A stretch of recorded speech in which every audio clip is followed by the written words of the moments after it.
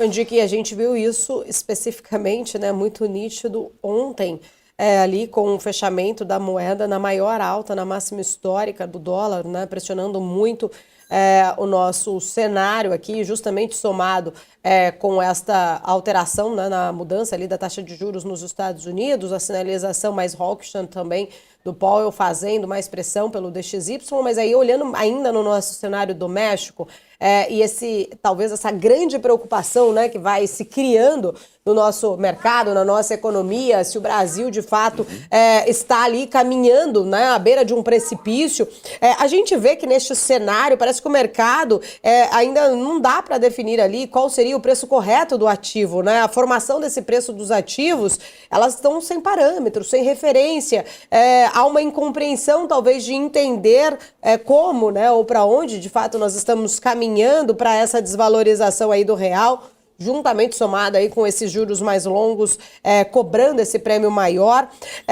Existe uma racionalidade na sua visão sobre, de fato, este movimento do mercado? Porque a gente vê a ala política falando em apenas especulação, em exagero. O próprio Lula, como você disse, não reconhece um problema fiscal, deixa ali talvez uma interpretação de que para ele não existe esse problema, apesar do próprio Tesouro, da equipe econômica reconhecer. Como que você vê, né, ali, talvez a gente, o que faça ou que poderia fazer a gente reancorar ou melhorar um pouco, talvez, este cenário? Você vê essa possibilidade?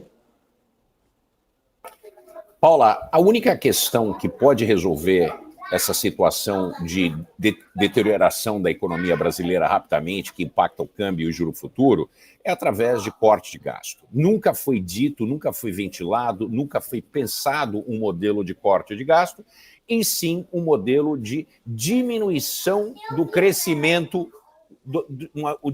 diminuição do crescimento do gasto público. Nós precisamos ter 2005, 2025, 2026, 2027 com um número negativo na frente do gasto público. Não é que cresceu menos, né? Estamos crescendo a 15% real, ano que vem vamos crescer a 9%, ou vamos crescer a 6%, ou vamos crescer a 2,5%, como diz o arcabouço fiscal. Nós precisamos ter um corte de gasto. Ano que vem a gente deveria crescer 5% a menos.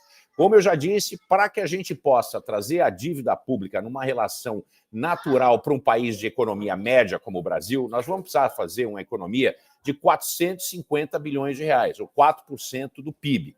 Isso não vai ser feito. Para a gente paralisar, para a dívida parar de crescer, ficar onde ela está, de acordo com os cálculos do FMI, em torno de 83%, 84%, de acordo com os cálculos do BC, 79%, a gente deveria ter uma economia de 250 bilhões de reais. Nós estamos falando de 2,2% do PIB.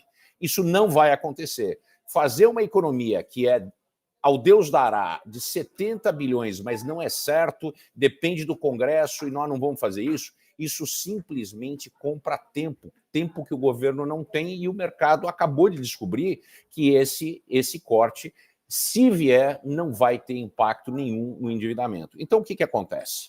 Nós vamos ter muito maior problemática daqui para frente, principalmente no câmbio e na taxa futura de juros. A minha expectativa, e eu não descarto isso, é que o Banco Central possa fazer um aumento de Selic fora das reuniões formais do Copom, através de uma reunião extraordinária. Isso eu não tiro de jeito nenhum da minha visibilidade, da minha tela. Então, essa é uma perspectiva muito negativa para a economia brasileira, porque não vai acontecer esse desenvolvimento de uma sensibilidade por parte do Lula e do governo, principalmente da ala política, com relação ao corte de gasto. Aí tem mais aquela questão da especulação. Eu vou contar para vocês mais uma vez, eu vou dizer para vocês, não existe especulação. Especulação nunca é irracional. Ninguém faz nada porque nós queremos ferrar um país ou outro. O que acontece é o seguinte, ao perder a credibilidade da política econômica, os agentes econômicos se protegem. Ao se proteger, eles vendem real e compram dólar, pressionam a moeda, essa pressão na moeda aumenta a perspectiva e as expectativas de inflação, isso impacta o juro futuro. É isso que acontece, não existe nada irracional, é aquilo que eu digo para vocês. Se eu acordo de manhã, abro a minha janela e vejo um céu cinza, um céu muito carregado, qual é a minha primeira atividade? Eu saio de casa com um agasalho e com um guarda-chuvas. É exatamente isso que o mercado está fazendo. O céu do Brasil está carregado com nuvens cinzentas, que elas são o prenúncio de uma série de problemas seríssimos. E se a gente não tiver a sensibilidade com relação a esses problemas seríssimos, que é a questão fiscal, e tomar decisões e ações, não adianta mais falar em ações, a gente tem que tomar ações, e as ações têm que ser combinadas com o Congresso.